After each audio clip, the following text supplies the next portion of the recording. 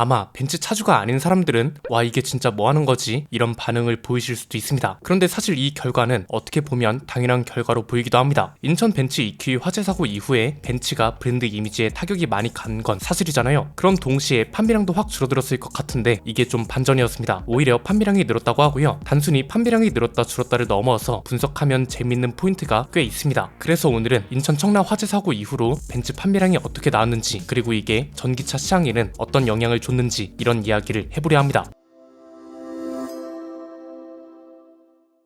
벤츠의 판매량은 굳건했습니다. 이걸 어떻게 해석해야 할지는 지금부터 보면 됩니다. 인천 청라에서 화재가 발생한 게 딱 8월 1일이었기 때문에 8월 판매량 추이를 큰 논란 없이 볼 수 있는데요. 일단 벤츠는 지난 8월 수입차 판매량 2위를 기록했습니다. 여기서 좀 재밌는 게 전기차 판매량은 50%나 줄었거든요. 그런데 오히려 내연기관차는 판매량이 많이 늘었다고 합니다. 실제 판매량 데이터를 보면 8월 벤츠의 전기차 판매량은 133대로 7월하고 비교하면 무려 50.4%나 감소했습니다. 그런데 반대로 전체 판매량은 5,286대로 7월 대비 21%나 늘어난 걸로 나타났습니다. 이 소리는 전기차는 줄어들고 내연기관차는 판매량이 늘었다는 거죠. 그런데 이건 어떻게 보면 당연한 결과라고도 볼 수 있습니다. 만약 인천 화재가 직접적으로 영향을 줬다면 벤츠 전기차를 사고 싶어 했던 사람들은 기본적으로 벤츠차를 사고 싶어 했을 거니까 전기차가 아닌 내연기관차로 넘어갔다고도 볼 수 있는 거잖아요. 원래 벤츠는 전기차보단 내연기관차 시장에서 이름을 알린 브랜드니까요. 그럼 다른 브랜드까지 모두 통틀어서 국내 전기차 판매량은 어떻게 바뀌었을까요? 일단 언론에서는 수입 전기차 시장이 얼어붙었다고 표현하면서 테슬라는 18%가 뚝 떨어졌다고 말하고 있습니다. 이게 사실인지 확인을 해보니 일단 판매량 숫자가 7월 대비 10.3% 감소하긴 했다고 합니다. 그리고 언론들이 테슬라를 많이 조명하고 있는데 아무래도 전기차 쪽에선 1등이기도 하고 국내에서도 가장 판매량이 많았던 브랜드이기도 해서 그런 거라고 해석하면 될 것 같고요. 테슬라 판매량을 보면 5월과 6월에는 많게는 5,000대 이상도 팔았다고 합니다. 그런데 8월에 2,208대에 그치면서 17.6%가 감소했다고 하더라고요. 뭐 절대적인 숫자만 보면 급격히 줄어든 게 맞긴 하지만 이건 여러가지 경우의 수를 따져볼 필요는 있습니다. 왜냐면 인천 화재 사고 전인 7월부터 2,680대로 판매량이 줄었기 때문에 이건 공급 물량이 줄어들어서 그렇다고 보는 사람도 있을 거고요. 어쨌든 7월에서 8월까지 또 줄었으니 이건 전기차 화재 공포의 영향이야 이렇게 보는 사람들도 있을 겁니다. 후자도 아예 논거가 안 맞는 건 아닌 게 가솔린 차는 판매량이 1% 늘고 디젤 차는 42.5% 늘었고 하이브리드 차도 7월보다 판매량이 늘어나긴 했거든요. 그래서 아마 보는 사람마다 해석하기 나름이겠지만 그냥 이렇게 말하는 게 가장 논란이 없을 것 같습니다. 판매량 통계가 전기차 화재 공포의 영향을 완벽하게 증명하는 건 아니지만 한국에서의 성장률이 더딘 상황인 것은 맞다. 이 대목에서 궁금해지는 건 앞으로 벤츠는 어떻게 되느냐겠죠. 물론 아직 절차가 많이 남아있긴 합니다. 이게 지난번 EV6 화재 원인 영상을 너무 이상하게 해석하는 사람들이 많아서 바로 잡을 필요가 있어 보이는데 원인이 무엇인지 밝혀졌다고 해서 피해 보상이 바로 이뤄지는 게 아니잖아요. 교통사고도 보면 사고 원인을 따지고 과실 비율까지 다 따진 다음에 보상이 이뤄집니다. 전기차 화재도 마찬가지로 일단 화재 원인이 밝혀지면 그 다음에 이제 이 화재 피해에 대한 과실, 불이 초반부터 폭발한 벤츠가 문제냐 배터리 제조사 문제냐 이걸 따지겠죠. 아니면 폭발을 했더라도 스프링클러가 있었다면 화재 진압 골든타임을 벌 수 있었다는 판단 때문에 작동하지 않도록 임의로 조작한 아파트 관리 주체의 과실이 크냐 이런 것까지 따지게 될 겁니다. 그래서 이건 최근에 발생한 금산 EV6 화재와는 경우가 다르다고 이야기했던 겁니다. EV6는 배터리 셀이 원인이라는 게 1차적으로 밝혀졌잖아요. 그럼 이제부터 과실 비율이 자동차 제조사가 더 크냐 배터리 제조사가 더 크냐 이것만 따지면 되는 겁니다. 그런데 벤츠는 이 단계조차 안 온 거라고요. 우선 차가 전소됐습니다. 그리고 아파트 지하 주차장이 거의 모두 타버렸기 때문에 화재의 원인부터 찾기가 힘들다고 하니 이건 책임을 누가 지게 될지를 가리기가 매우 힘든 상황이고 그렇기 때문에 벤츠는 난감한 상황이 계속될 수밖에 없는 거죠. 그런데 이걸 어떻게 EV6가 더 안전하다는 식으로 홍보하냐 현대차한테 돈 받고 만든 영상이네 이럴 수가 있는 거냐는 거죠. 아마 이 영상 댓글 창에도 그런 식의 댓글이 분명 있을 겁니다. 이런 댓글들이 흔히 이야기하는 무지성인데 이런 잘못된 정보가 댓글에 난무하고 대부분이 그런 댓글만 보고 영상을 인식해버리니 문제란 거죠. 일단 벤츠 차주들은 한국소비자원에 피해 구제를 신청했다고 합니다. 본격적으로 차주들이 움직이기 시작한 건데 구제 신청 취지는 간단합니다. 지난번에 벤츠가 배터리 브랜드를 속였는지 이게 굉장히 중요하다고 이야기했잖아요. 차주들도 여기에 초점을 두고 움직이기 시작했습니다. 이걸 자꾸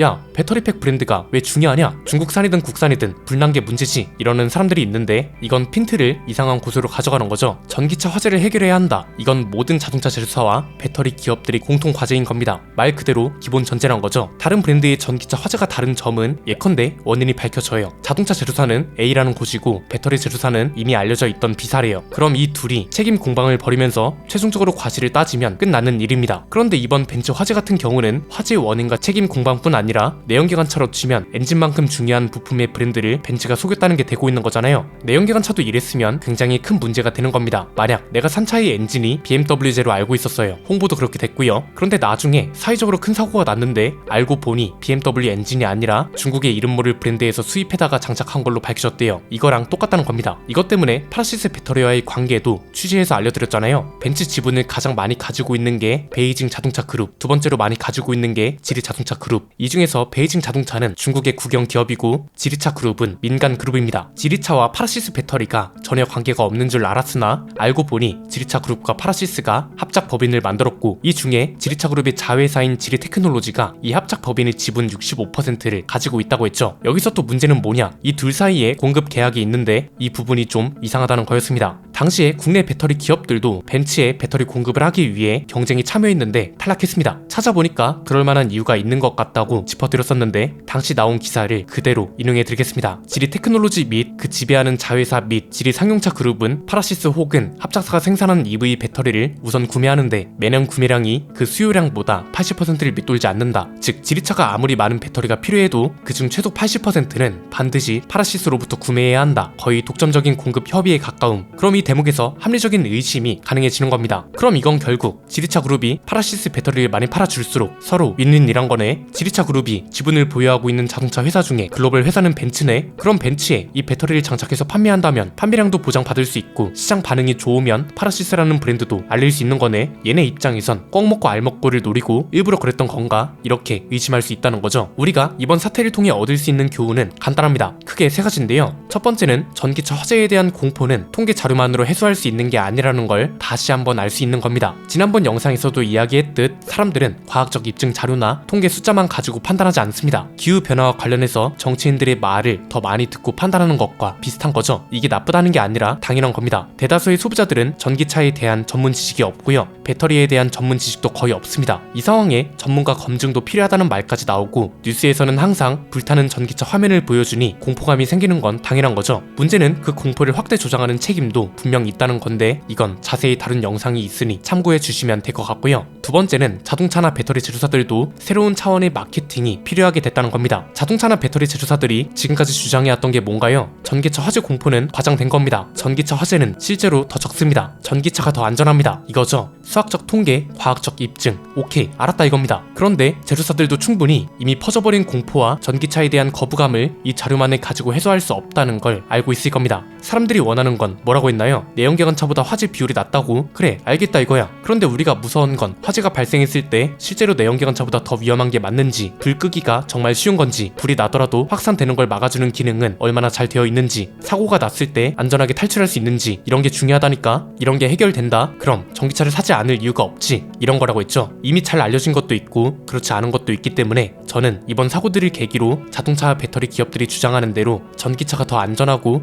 화재 이후에도 내연기관차보다 더 안전하다면 여기에 초점을 두고 새로운 차원의 마케팅을 적극적으로 내놔야 한다는 겁니다. 이게 제대로 돼야 이미 확산되어 있는 공포가 잡히고 정부 정책도 더 명확한 방향으로 나올 수 있다는 거고요. 세 번째는 이름 모를 배터리를 쓰는 전기차는 거르자는 겁니다. 이건 뭐 말해 뭐하나요? 내 차에 들어가는 엔진을 누가 만들었는지를 모르는 사람은 거의 없습니다. 사실 전기차도 대부분 어떤 브랜드의 배터리가 들어가는지 압니다. 그런데 이번에 벤츠가 문제가 된 이유는 배터리 브랜드를 속인 거잖아요. EQE가 공개됐을 당시 스타진스키 벤츠 전기차 개발 총괄자가 인터뷰한 내용 있죠. 이 당시 인터뷰를 그대로 인용하면 이렇습니다. EQE에 탑재되는 배터리 셀은 CATL이 공급한다. 배터리 문제에 대해서는 다른 업체 사례를 통해 충분히 숙지하고 있고 벤츠 EQE 등에 탑재된 배터리에 대한 우려는 소비자가 전혀 할 필요 없다. 모든 문제에 대해서는 벤츠가 보증하며 기본적으로 배터리에 대해서는 10년 50만 킬로미터에 달하는 보증이 제공된다. 이건 실제로 동아일보와 인터뷰한 내용이고 화면에 보이는 기사를 찾아보시면 아직 내용이 남아있기도 합니다. 이 인터뷰에서 CATL이 공급하는 배터리라고 명확하게 언급을 했고 모든 문제에 대해 벤츠가 보증한다는 말도 한 겁니다. 여기에 벤츠는 기본적으로 CATL과 협력하는 걸로 알려져 있기 때문에 당연히 CATL 배터리가 들어갈 거라고 사람들은 인식하고 있던 와중에 아예 생소한 배터리 제조사 이름이 나와버린 거죠. 이게 뭐 사고라던가 큰 문제가 없으면 딱히 문제가 될 게 없지만 이렇게 큰 사고가 났을 때 중요해지는 겁니다. 이렇게 되면 1년이면 보상 받을 거 10년도 걸릴 수 있다는 거죠. 왜? 속였냐 안 속였냐도 책임 공방을 해야 하거든요. 정보가 워낙 홍수처럼 넘쳐나는 시대가 되었기 때문에 이제는 정보를 받아보는 사람이 정보를 제대로 걸러서 봐야 하는 시대도 됐다는 평가가 나옵니다. 통계 착시를 어떻게 받아들이고 누가 그러한 말을 했으며 그 사람들은 왜 그런 말을 했는지에 대한 동기와 생각도 파악하고 그 사람이 어떤 것과 이해관계에 있는지도 알아야 하는 시대잖아요. 이거랑 관련된 이야기는 얼마 전에 올려드렸던 영상에 자세히 해뒀습니다. 전문가 검증이 필요하다는 말이 나오는 요즘 꼭 필요한 영상이라고 봅니다. 어떤 글이나 영상을 걸러야 하는지 그 방식에 대해 상세하게 설명하거든요. 차주들과 아파트 주민들이 굉장히 큰 피해를 입게 되었고 원인이 뭐가 되었든 사회적으로 큰 사고인 건 사실이라서 이 문제를 어떻게 해결하느냐에 따라 우리나라에 이미 퍼져 있는 전기차 공포가 해소되는 방향도 결정되지 않을까 싶습니다. 오늘 내용은 여기까지입니다. 내용이 유익하셨다면 구독과 좋아요 알림 설정 부탁드립니다. 지금까지 저는 안피디였습니다. 감사합니다.